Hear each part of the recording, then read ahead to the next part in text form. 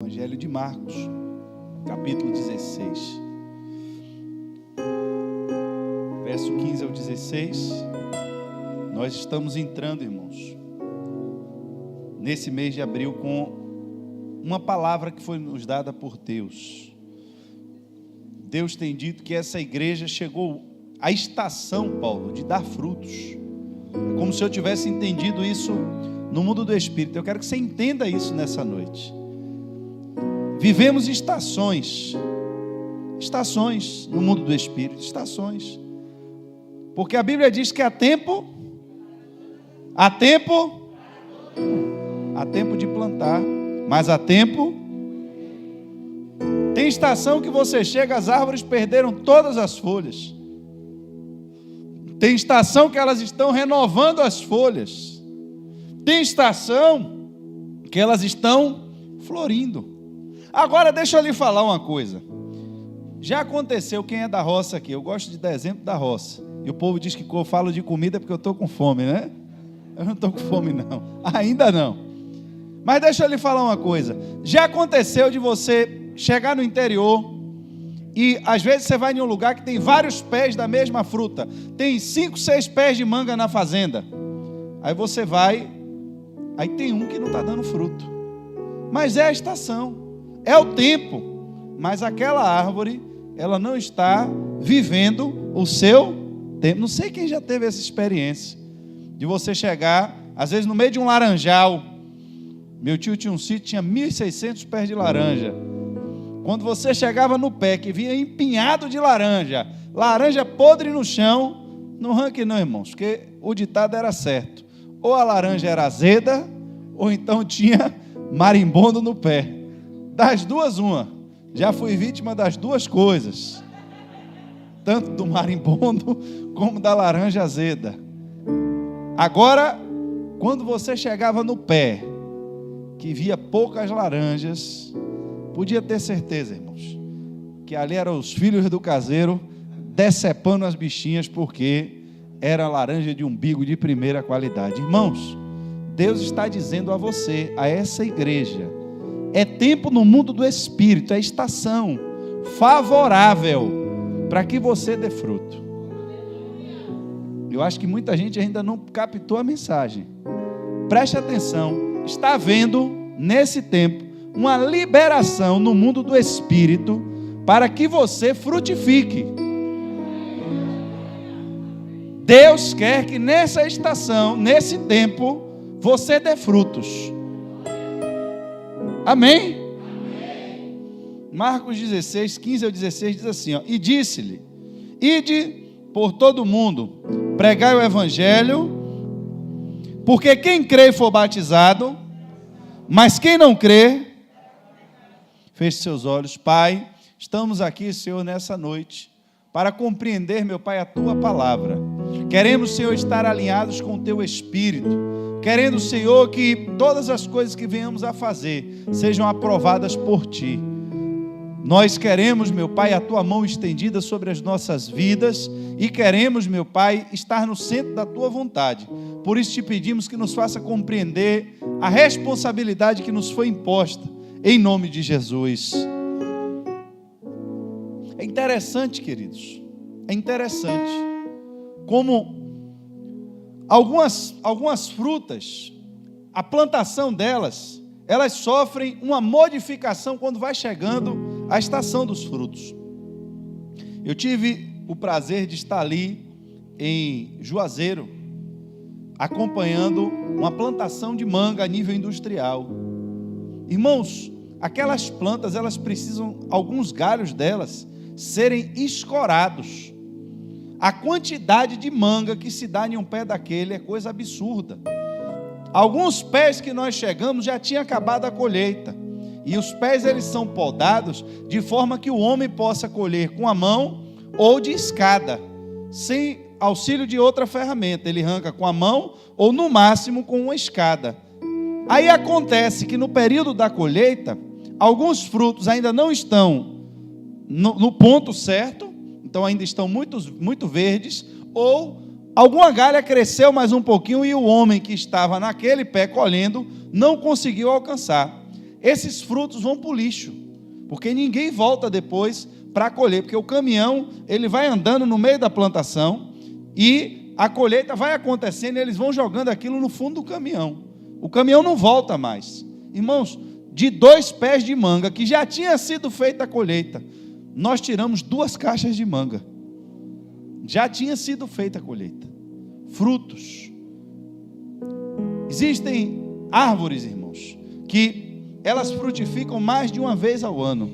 Mas existem outras que elas vão frutificar exatamente na estação que Deus projetou para que ela frutifique. O que eu tenho que entender é que muitas vezes eu vou estar dando frutos em época que ninguém tem fruto. Eu vou estar frutificando por uma condição pessoal minha. Mas vão existir épocas em que o favor de Deus vai estar sobre a sua igreja, e que é uma estação propícia para que até aqueles que têm dificuldade de produzir encontrem um momento favorável de Deus para produzir frutos. E eu quero que você entenda o porquê dessa necessidade e do que Deus está trazendo para essa igreja nesse tempo. Eu não quero que você se assuste, não quero que você se assombre, mas eu quero que você entenda que houve tempos em que nós passamos aqui, em que o Espírito de Deus veio preparando essa igreja para chegarmos nesse tempo. A Bíblia está falando para a gente que Jesus nos deu uma ordem e disse que nós deveríamos ir e pregar o Evangelho às pessoas que nós achamos que merecem ser salvas. Não foi não? Bom, então devemos ir e pregar o Evangelho às pessoas que nós achamos que são gente boa. Não? E para quem é que nós devemos pregar? A toda criatura. Será, irmãos, de verdade? Eu estou lhe perguntando, não me responda, pergunte a você mesmo. Será que nós pregamos o Evangelho verdadeiramente a toda criatura?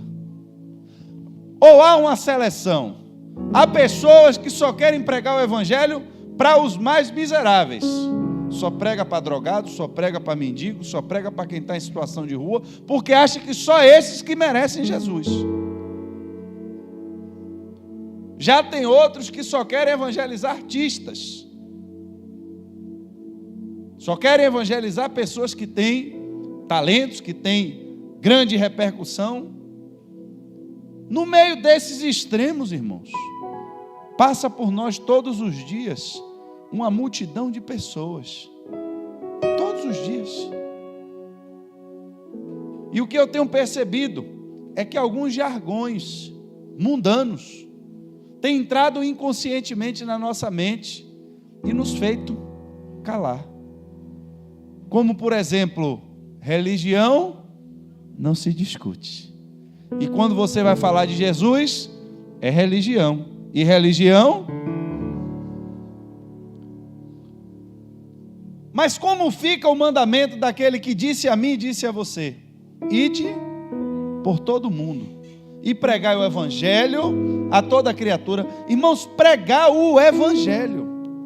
Ele não mandou nós irmos por todo mundo convidando só pessoas para ir à igreja. Eu acho que eu já insisti nesse ponto aqui, já saturei esse ponto, lhe mostrando que hoje criamos uma zona de conforto para nós mesmos de forma individual, que às vezes não temos resistência de chamarmos alguém para vir para o culto. Talvez isso a gente não tenha resistência. Você vê um colega de trabalho atribulado, alguma coisa, e você chama essa pessoa e, olha, veja um dia para você lá na igreja. Eu quero que você vá comigo lá na igreja. Esse convite de ir à igreja, talvez a gente não tenha tanta resistência em fazer, irmão Estênio, em convidar alguém para vir para a igreja. Só que eu me lembro daquela passagem, quando Jesus está pregando o Evangelho e alguém chega para ele e diz: olha, a pregação do Evangelho vai ter que parar, porque vai faltar comida. Vamos ter que parar de pregar o Evangelho, porque o ambiente não está mais propício para a pregação de evangelho. O ambiente não permite mais sustentar pessoas enquanto o Senhor prega o evangelho. Vamos ter que parar aqui o culto, porque o povo precisa do pão. A resposta de Jesus foi qual? Dei vocês a ele algo para comer. Jesus não disse, eu vou fazer aqui um grande milagre e vou manter todo mundo na igreja. Não foi isso que Jesus disse. Ele devolveu a responsabilidade para os discípulos. Quem fez o milagre? Foi os discípulos?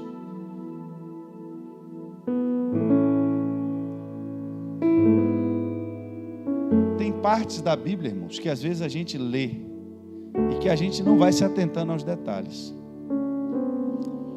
A Bíblia diz que o milagre aconteceu quando Jesus pega aquele peixe e o pão, olha para o céu, apresenta, deu aos discípulos e mandou os discípulos distribuírem. Mandou o povo se assentar e mandou os discípulos. Meu irmão, tinha uma multidão. Se Jesus tivesse multiplicado na mão dele aquele tanto de comida para aquela quantidade de pessoas, e ainda os 12 cestos que eles recolheram no final, para 12 discípulos carregar, você acha que discípulo ia aguentar tanto pão e tanto peixe nas costas? Aonde multiplicou aquele pão e aquele peixe? Preste atenção, o milagre, o crédito foi todo de Jesus, como todo milagre deve ser. Quem elevou o pão aos céus e deu graças e repartiu foi Jesus. Mas quem alimentou a multidão não foi ele. Eles só receberam o pão e o peixe abençoado da mão de Jesus. E estava já escurecendo o dia, irmãos. A Bíblia diz que já era tarde. Eles não foram vendo como é que aquilo ia acontecendo, mas cada um ia pegando um pedacinho de pão, e parece que do buraco onde saía aquele, ia entrando o outro, e ia pegando um pedaço de pão, e o discípulo com um pedaço de pão, e um pedaço de peixe na mão, ia dando um pedaço a um pedaço a outro, e o pedaço continuava do mesmo tamanho, e dava um e dava outro pedaço do mesmo tamanho. Não foi Jesus que deu comida à multidão. Quem deu comida? Às vezes, irmãos, o trazer a pessoa para a igreja revela uma falta de entendimento nosso que nós perdemos ao longo dessa caminhada. Eu falo isso por mim, porque eu digo a você que eu teria mais facilidade de pregar num estádio para 30 mil pessoas do que talvez para falar para uma sozinha individualmente. Lhe digo a verdade, sem dúvida. Me bote no estádio para pregar com 30 mil pessoas, eu prego. E talvez não fique tão acanhado de chegar no meio de uma multidão para falar, como às vezes eu tenho dificuldade de chegar para uma única pessoa para falar de Jesus. Porque parece que aqui a estrutura já é propícia para o que a gente vai fazer.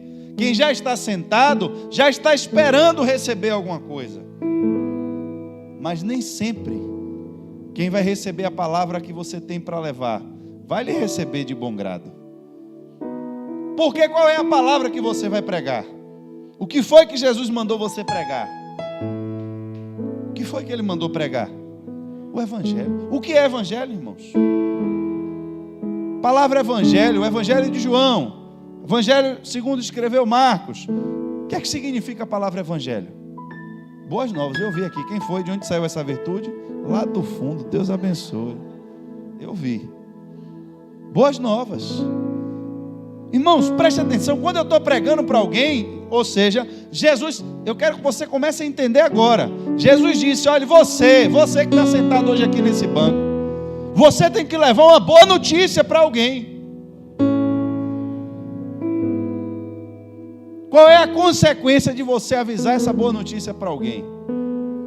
É pela consequência que você vai entender o que é que essa boa notícia significa. Se alguém acreditar na boa notícia que você deu, vai ser salvo. Mas e se ele não acreditar na boa notícia? O problema do evangelho, irmãos, está aí. Nem sempre uma boa notícia. Diz que o cara, o colega dele tinha ganhado na loteria, né? Só que o rapaz tinha problema de coração. E aí procuraram ele e disseram: rapaz, olhe bem, seu amigo ganhou na loteria. E estamos aqui todos com medo de dar notícia a ele, porque sabemos que ele tem problema cardíaco. E aí a gente, queria ver se você, que anda muito com ele, que tem todo esse jeito, se você consegue falar com ele direitinho, explicar para ele receber a notícia mais calmo. Aí ele começou a conversar com o colega, né? Disse: compadre, como é que você está, compadre? Ele disse: rapaz, estou bem, levando a vida. Compadre, uma época dessa a gente ganhar um dinheirinho não é coisa ruim não, né? Não, rapaz, você é doido, dinheiro é bênção de Deus. Pois é, compadre, ganhar um dinheirinho aqui, a gente comprou umas vacas. Rapaz, estou com tanto projeto aí. Mas me diga uma coisa, compadre, é assim, só uma pergunta. Se o senhor ganhasse na loteria, qual era a primeira coisa que o senhor ia fazer? Ele disse: rapaz, ele dava metade, o homem bufo no chão. O que foi dar notícia não aguentou a proposta que ele recebeu. Então, irmãos, nem sempre a boa notícia é boa para alguém. Porque imagine você ter que chegar para alguém para dizer que você agora está dando uma boa notícia de que você vai ser salvo.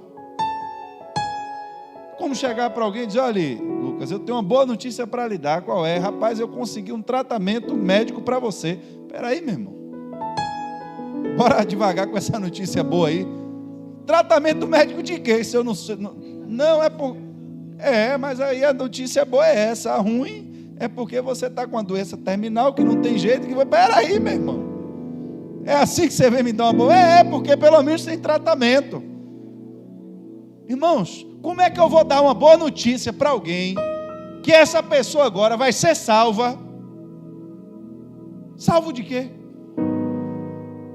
Será que não é esse o conflito que eu e você encontramos aí na rua de forma mais evidente? Como é que eu vou levar salvação para as pessoas se elas nem sabem que estão perdidas? O profeta Ezequiel recebeu uma mensagem de Deus no capítulo 33, do verso 2 ao 9, para nós começarmos esse texto. Estamos começando, irmãos. Eu quero acender em você esse desejo. Eu gostaria de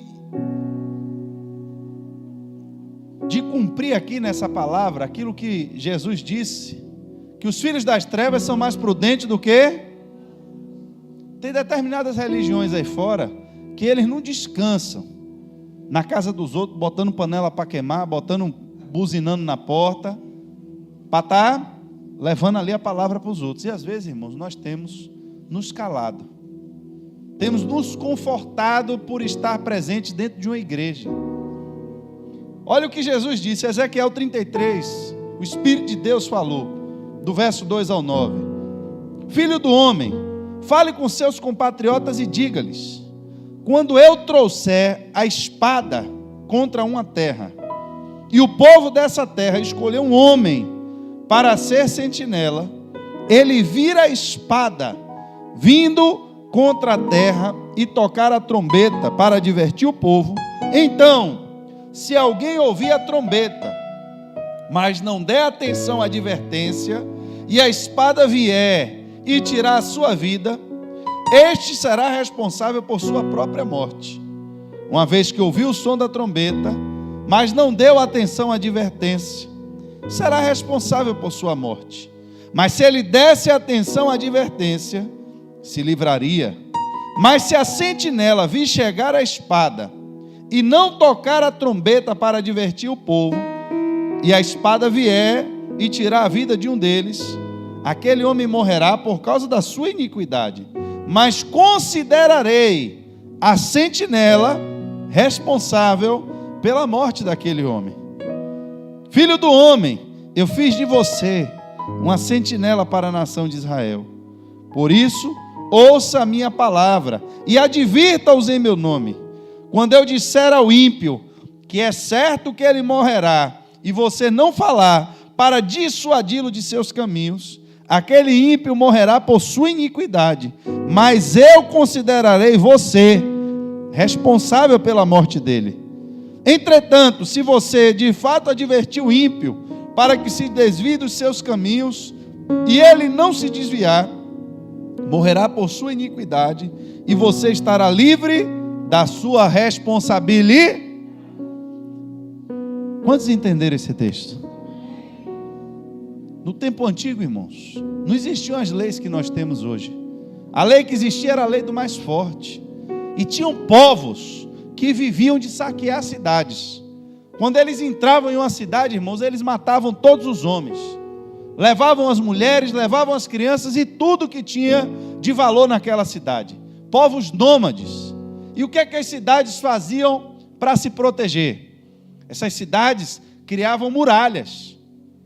A muralha, ela era um centro ao redor das plantações, ao redor das zonas rurais, mas tinha aquele centro cercado, aonde normalmente eles tinham uma fonte de água, reserva de comida.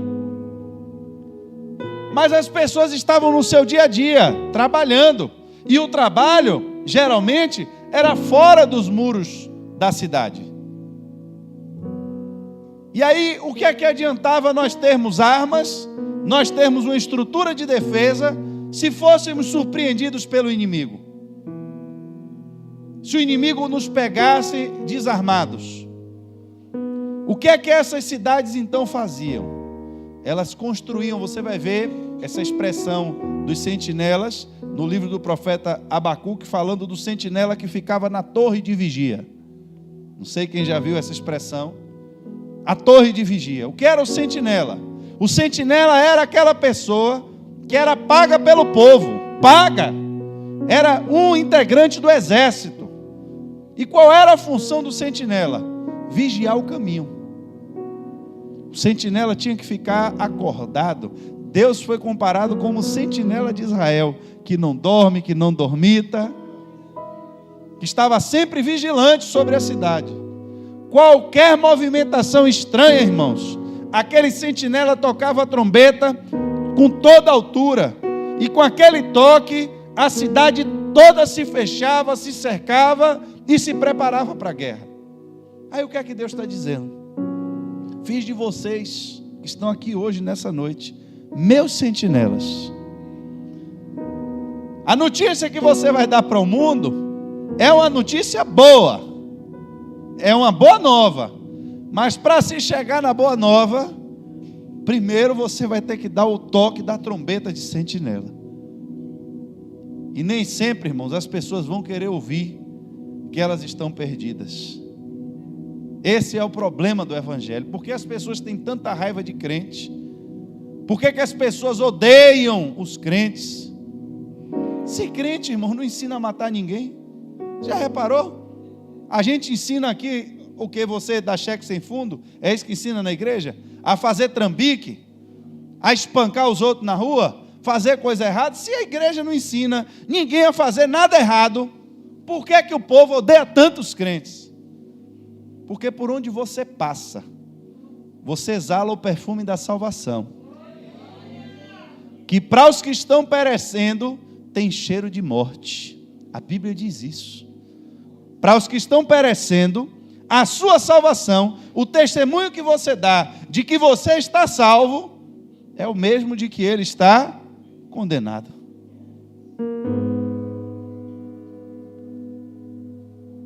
Você só enxerga se tiver luz.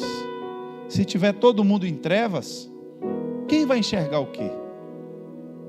Aí a Bíblia está dizendo, se Deus colocar uma palavra para você falar, para o ímpio, e você não falar, e aquele ímpio perecer, ele vai perecer por causa do pecado dele, mas Deus também vai cobrar de você o sangue dele. É isso que a Bíblia está dizendo.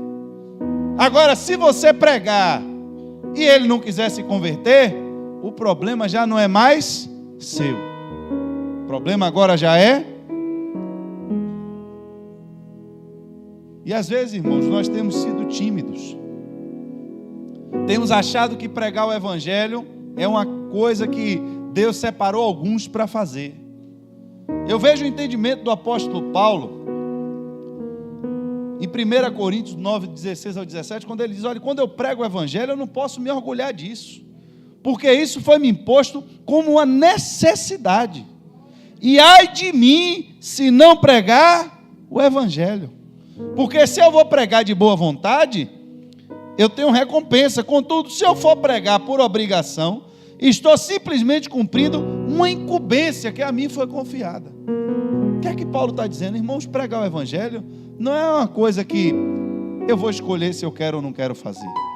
A resposta dele é: ai de mim se não pregar o evangelho.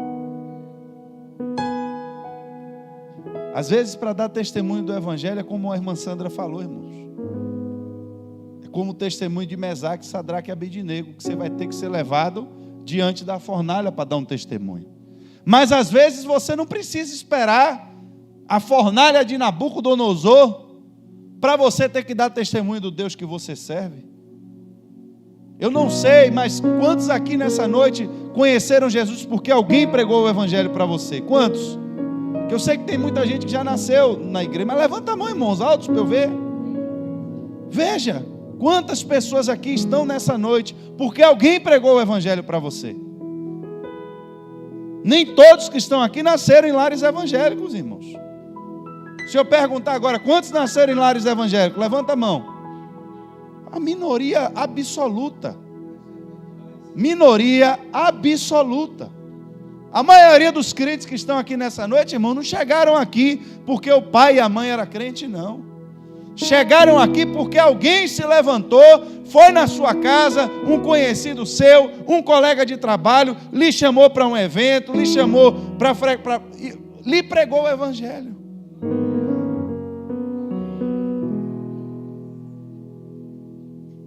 Precisamos despertar essa obrigação que nos foi dada, irmãos.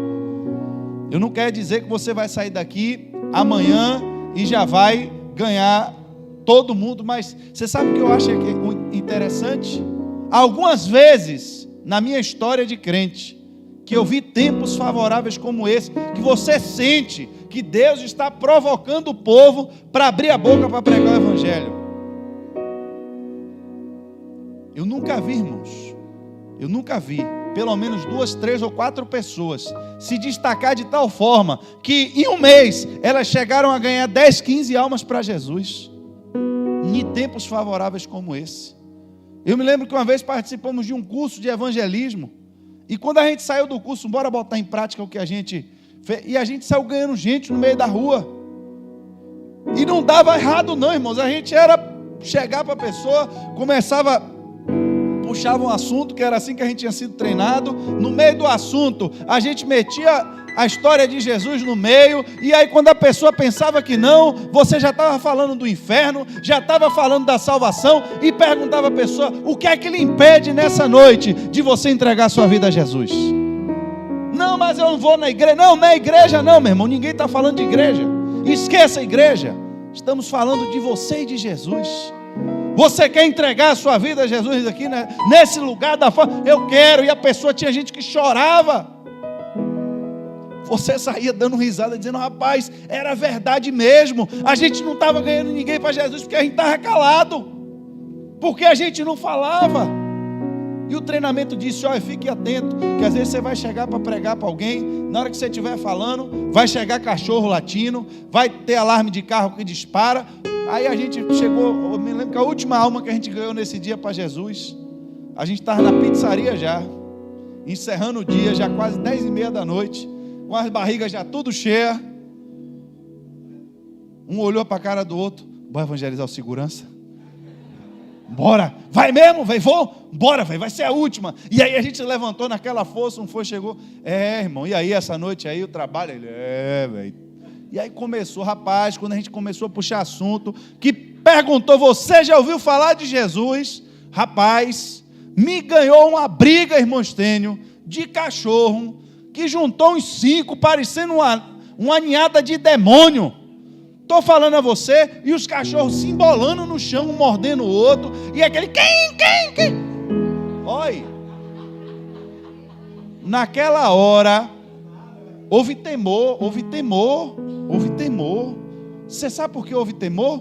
Porque exatamente do jeito que aconteceu, a gente tinha sido treinado que ia acontecer. E quem estava de fora, enquanto um continuou evangelizando o cara, irmãos começaram a orar e a repreender aquele espírito. Daqui a pouco esses cachorros ganharam o asfalto e foi um correndo atrás do outro que nem bala pegava e sumiu. Aquele ambiente que se tornou um caos, e o segurança ia ter que sair para poder resolver o problema do cachorro. Parou, irmãos. Irmãos, é simples. A gente tem vivido num mundo que o isolamento está sendo pregado. Eu hoje precisei ir na Piedade. Como lá é muito difícil estacionar, eu deixei o carro no shopping, fui de metrô. Fiquei olhando, você entra no metrô. Antigamente no ônibus as pessoas conversavam. Tem tanto tempo que eu não ando mais pelo menos eu entendi que eu perdi muita parte da minha vida dentro de ônibus, que se fosse hoje de metrô, teria sofrido menos. Que é no ar-condicionado, não tem engarrafamento, né? O serviço público melhorou muito da última vez que eu andei. Mas eu vi outra cena pior. Todo mundo com seu fone de ouvido, e já se criou ali uma expectativa de ser falta de educação você chamar alguém que você não conhece e incomodar a pessoa do lado. Já é meio, tipo, essa pessoa não está acostumada a pegar para incomodar quem está do seu lado. Mas assim, irmãos, eu sei que essas oportunidades maiores a gente tem perdido porque a sociedade está se fechando. Mas será que a gente não tem ninguém para a gente perguntar? Você já ouviu falar de Jesus? A pessoa vai lhe dizer que já. 90% vai lhe responder que já. Mas o que é que você sabe sobre Jesus? Será que de fato você entende que quem crê e for batizado será salvo, e quem não crê será condenado?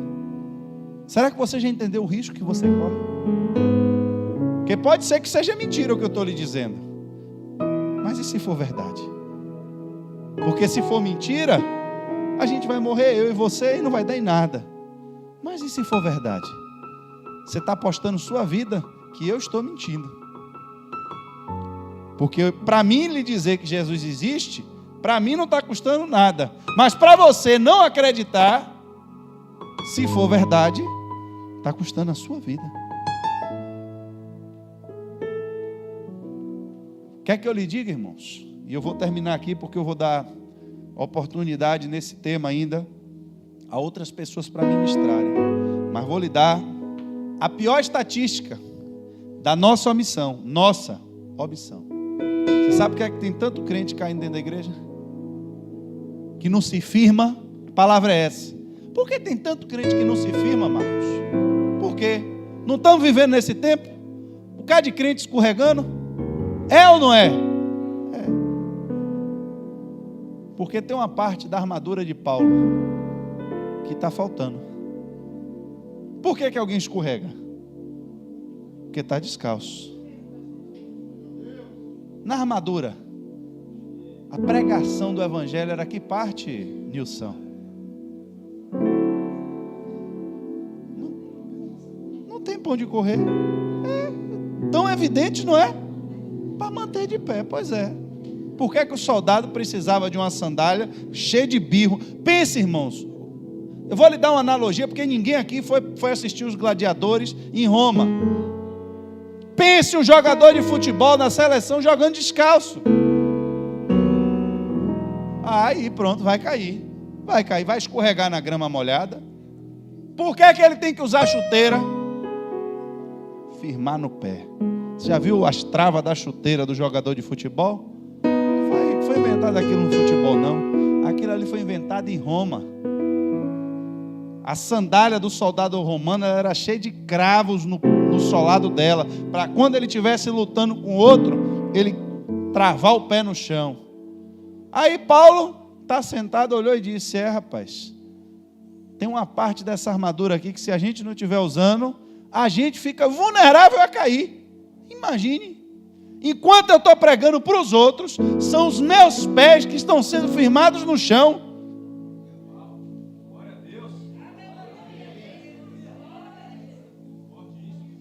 enquanto eu estou pregando para os outros. É o meu pé que está sendo firmado no chão.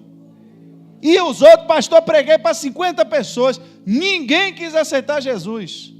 A Bíblia está ali dizendo, a mim e a você. O problema é de quem agora? Deles. Mas de verdade, irmãos, eu vou dizer de mim, mês de março, individualmente, alguém que eu não conheço, eu estou falando de alguém que eu nunca vi, eu não preguei para 10 pessoas no mês passado, não preguei não, irmãos, não estou aqui para querer botar um pedestal mais alto para o diabo me derrubar, que eu não sou besta. Quanto mais eu me humilhar, mais Jesus me levanta. Quanto mais eu subir, mais o diabo me derruba. Irmãos, se é para todo mundo, se a palavra veio para nós, como igreja, eu estou lhe dizendo que vai começar de mim. Eu vou começar a procurar oportunidade. O que você vai fazer com a palavra que você recebeu? Aí, meu irmão, o sangue já não está mais na minha mão. Eu já entreguei. Ontem eu brinquei com o Vitor. Eu fui pregar na igreja e Vitor estava lá, né? Aí a gente saiu de lá, já era quase 10 horas da noite. Eu disse, ô negão, a palavra que Deus me deu não volta comigo não, meu irmão. Pode terminar o culto meia-noite. A hora que me der a oportunidade, me chamou, eu estou aqui para servir. Agora, eu não venho para a igreja para receber aplauso pela palavra que eu trouxe. Não vim para a igreja para ninguém me seguir depois no Instagram e nem para me convidar para me dar oferta depois. Não foi, se fosse por isso, irmão, eu tinha ficado em casa. Não fui atrás de fama, não fui atrás de glória, eu fui atrás de quê? Aí você vai perguntar, o que é que eu fiz de tarde? Eu fui orar e pedir a Deus qual é a palavra que tinha que entregar lá. Deus me deu. Meu irmão, se me desse a oportunidade, 1h da manhã, e tivesse uma pessoa dentro da igreja, eu ia pregar exatamente tudo que eu preguei, do jeito que eu preguei, até 1h da manhã. Eu vou voltar com o que Deus mandou dizer, a não ser que eu esteja me enganando. Porque tem gente que quando vai pregar que o auditório está cheio, é uma pregação. Quando vai pregar que o auditório está vazio, é outra pregação. Não estou preocupado não, irmãos. Eu já fui pregar uma vez numa festa de uma igreja grande. O pastor me convidou. Igreja lotada, socada de gente, terminou a pregação. Eu notei que ele não gostou muito não. Não, que bênção que Deus falou, mas que esse tipo de palavra não se prega em aniversário de igreja. Eu disse, rapaz, e eu estou preocupado com que palavra que se prega em aniversário de igreja? Estou preocupado é que aquela dali, eu tenho certeza, que era para ser pregada. Agora, se ele gostou, se ele não gostou, ele vai reclamar com quem mandou eu pregar. Não me chame mais. Para mim é até um favor. Mais tempo para eu descansar. Fico impressionado como Deus tem falado com a gente, o pessoal da intercessão. Essa pregação que eu compartilhei com vocês, irmão, diante de Deus, eu não tinha ouvido. Eu acompanho o pastor Lobo, vocês já tiveram outras ministrações de libertação. Eu não tinha ouvido aquela ministração. Minha esposa está aqui, sabe, a gente faz a reunião com os pastores, mas os temas, quem separou foi o pastor Davi, não foi a gente. Não sou eu que faço o tema que a gente vai pregar. A gente discute, a gente compartilha. Nessa pregação, inclusive, desse domingo, faltando 20 minutos para eu sair de casa, ainda estava no telefone com o pastor, alinhando algumas coisas para a gente tentar trazer a mesma ministração para todo o ministério.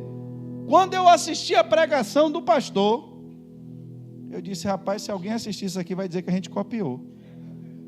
O cara está em Curitiba, não tem nada a ver com a gente aqui. Tudo que a gente veio pregando, vocês vão assistir, vocês vão ver. Tudo que a gente veio pregando aqui, parece que ele fez um resumo na pregação dele. Sabe qual é o tema? Libertação financeira. O tema da administração, libertação financeira. Ele está tratando de finanças como um cativeiro espiritual. Pessoas que estão presas nessa área. E eu assistindo aquilo, eu dizendo como Deus tem cuidado da gente. E chegou o tempo, irmãos, que Deus está mexendo na minha zona de conforto. Na minha. Parentes que às vezes a gente tem acesso, que a gente quer ter uma conversa bacana, que a gente quer ser legal, que a gente não quer ser inconveniente. A irmã Sandra, a senhora me falou que a senhora vinha falar aqui nessa noite? Combinei alguma coisa com a senhora? Pregar para o chefe dela. Homem que tem uma loja na maior marina de Salvador. Só entra gente rica ali, irmãos. Marina só trabalha. Quem tem lancha para sair, que é pobre, vai botar lancha no Lobato, vai botar lancha no subúrbio. Não, olha, entenda o que eu falei. Quem tem lancha e é pobre, entendeu? Dos que tem lancha, que são pobres, vai botar no Bonfim, vai botar na Baía Marina. Irmãos, tem reserva de vaga, de pessoas precisando de vaga que não tem lá. Não tem. A irmã Sandra trabalha lá e Deus usando ela para levar Jesus até o chefe dela. Eu lhe digo, minha irmã, eu tenho dificuldade de fazer isso, não tenho problema nenhum em dizer. É o que eu acabei de dizer a você, me bote no estádio da Fonte Nova para eu pregar, é o que eu já sei fazer, eu já estou acostumado a fazer. Mas pense uma trava que eu tenho, às vezes, de chegar para um a um, no mano a mano, para falar. E eu tenho que vencer isso, irmãos. Porque você também tem que vencer isso. Ô pastor, mas o senhor prega e as pessoas aceitam Jesus? Eu sei. Mas não é porque você tomou café de manhã que você vai ficar sem almoçar meio-dia. Tem que tomar o café de manhã, tem que almoçar meio-dia, ainda tem que comer de noite. E Deus, irmãos, está nos cobrando isso. Às vezes você está em um lugar que você tem pessoas ali que você não sabe como aquelas pessoas saíram de casa. Às vezes você está trabalhando em um ambiente que tem médicos, tem advogados, tem engenheiros. Você às vezes está na construção civil, tem um engenheiro ali. E você se subjuga, você se sente um inferior, você se sente pequeno no lugar daquele. Como é que eu vou falar a esse homem que ele está perdido? Mas às vezes você não sabe qual é o problema que aquele homem está vivendo na história dele. Você não sabe como ele saiu de casa. Você não sabe como está a alma dele. Você não sabe em que nível, às vezes, de dependência de droga, de remédio, um homem daquele que está ocupando uma posição daquela está. Às vezes é seu gerente, você trabalha em uma loja, você tem um gerente, um encarregado que xinga todo mundo, briga com todo mundo, e você tem medo dele. Se eu for falar de Jesus, o que é que esse homem vai me dizer? Enquanto você não está pregando, seu sapato está descalço, irmão. E o risco de queda é grande.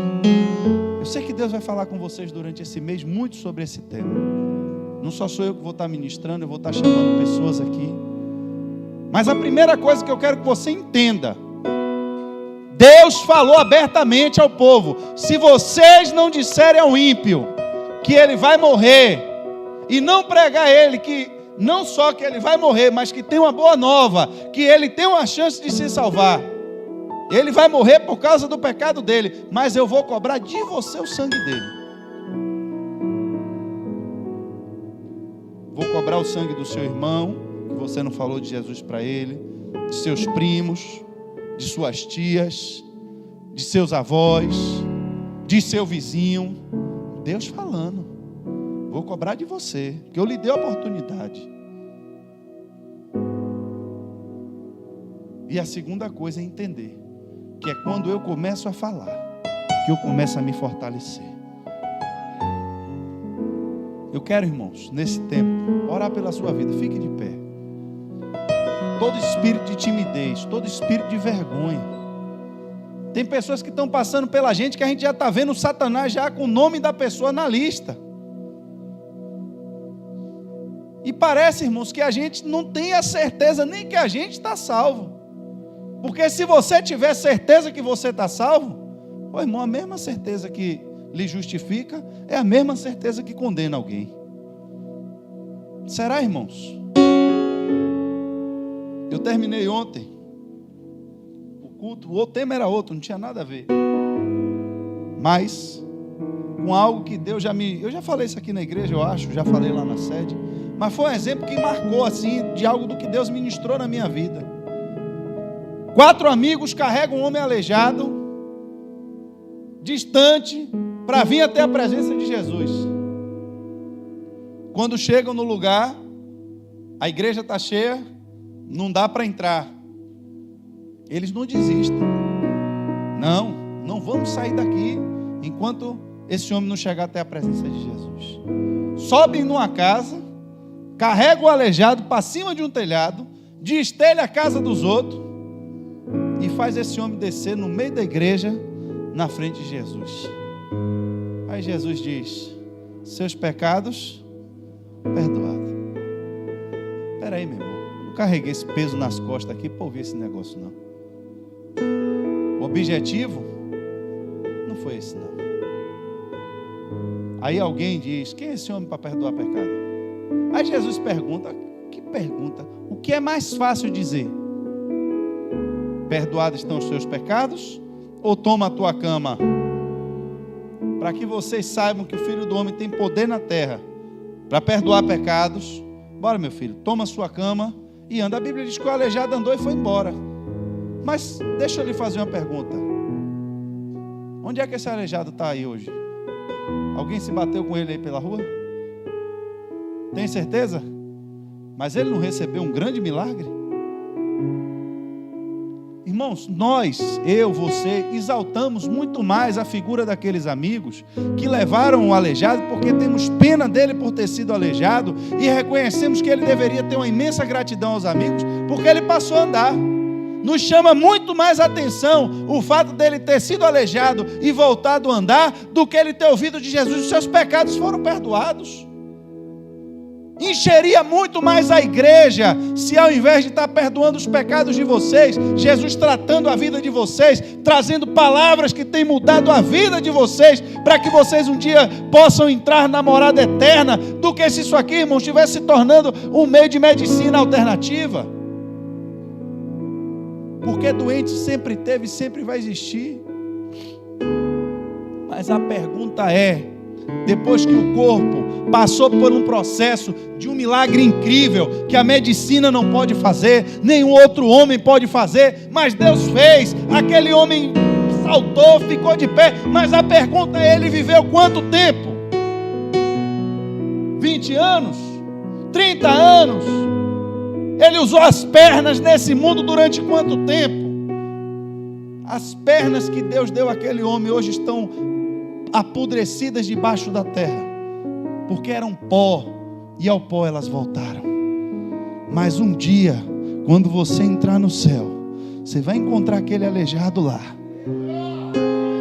Não porque Jesus curou a perna dele, mas porque ele ouviu uma palavra que disse: os seus pecados estão perdoados. Irmãos, os nossos olhos espirituais precisam se abrir para essa realidade. Muitas vezes estamos tão preocupados com a nossa saúde, com o nosso corpo, que Jesus nos dê mais conforto nessa vida, que Ele nos cure, que Ele nos prospere. Mas entenda, não há nada mais importante que o homem possa receber nessa dimensão do que o perdão dos seus pecados.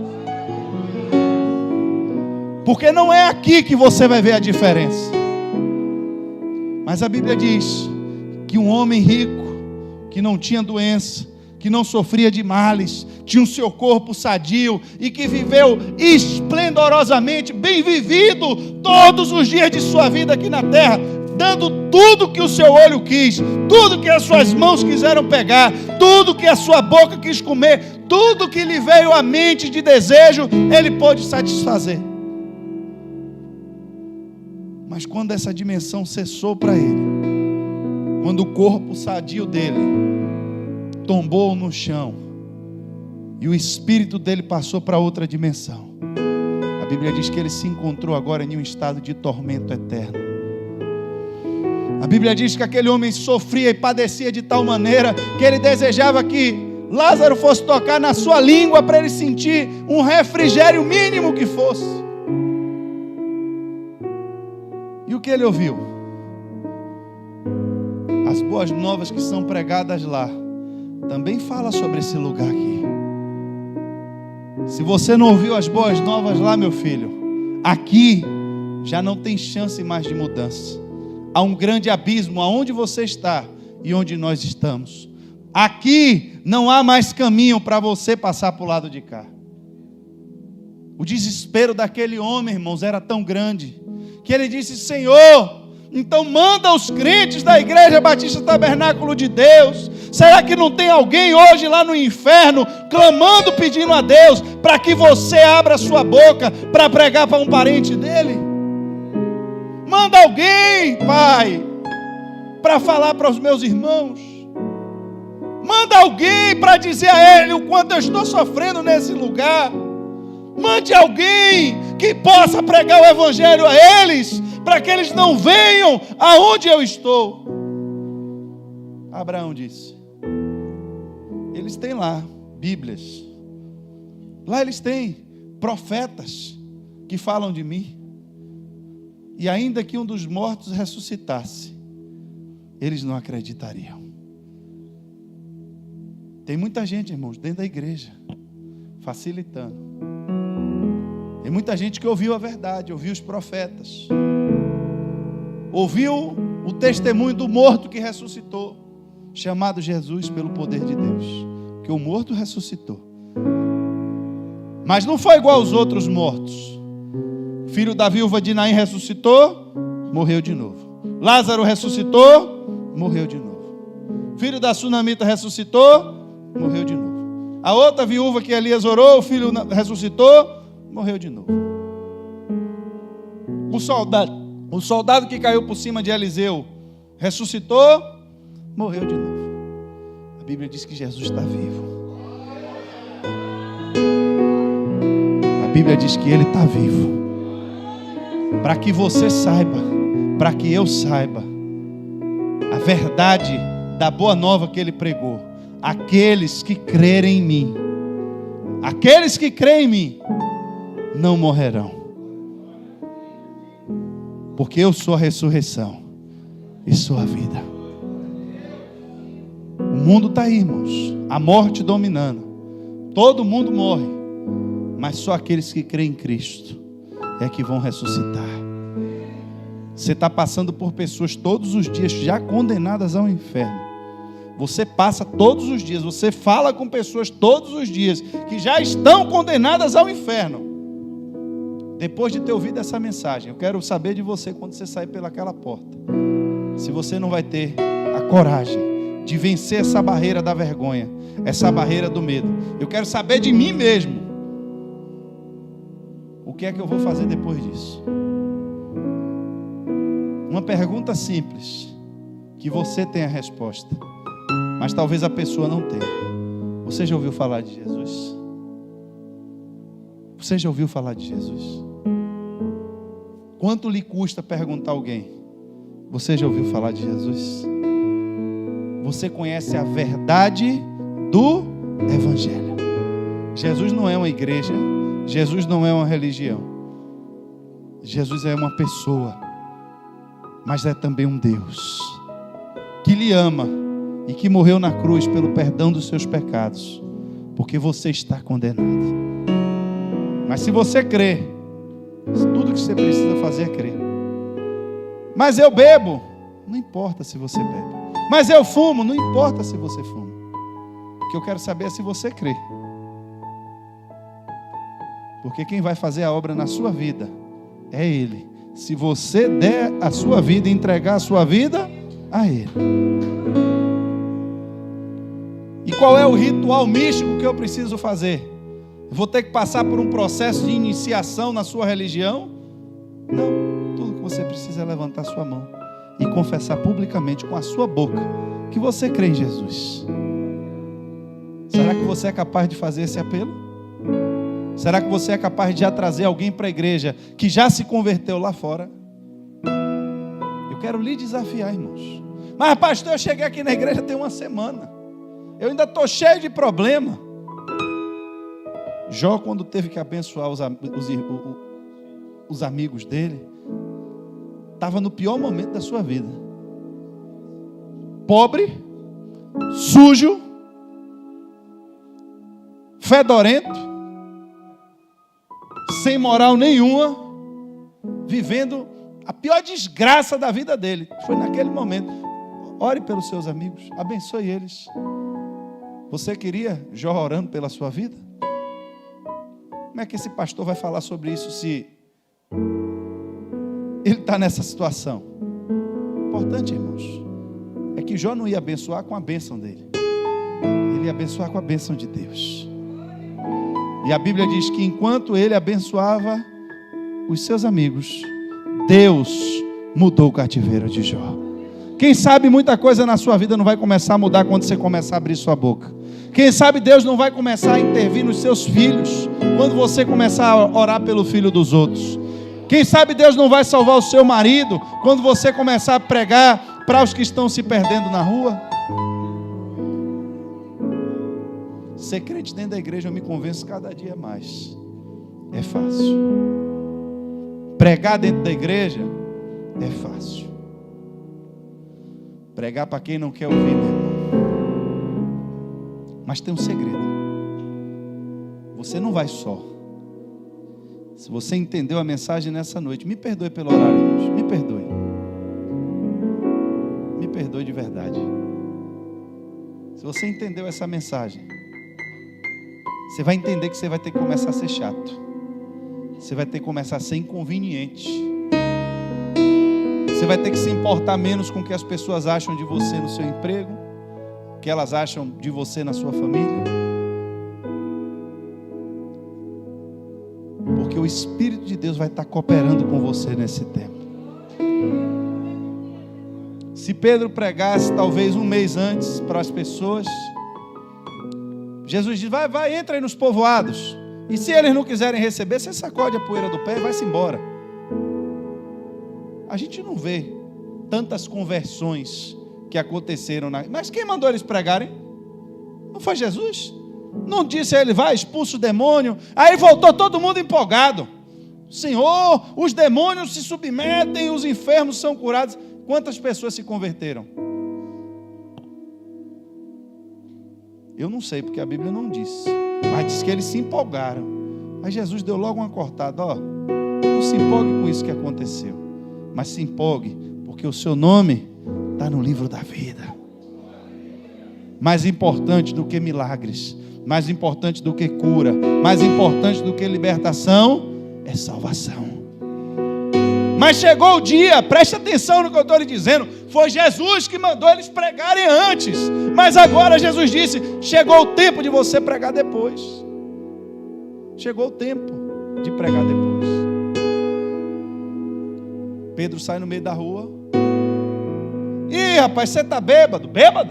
Não, vocês não estão entendendo não. Isso aqui é o cumprimento da profecia do profeta. Irmãos, Pedro estava falando de história, contando a ele o que estava escrito no livro. Quando Pedro termina, qual foi a conclusão?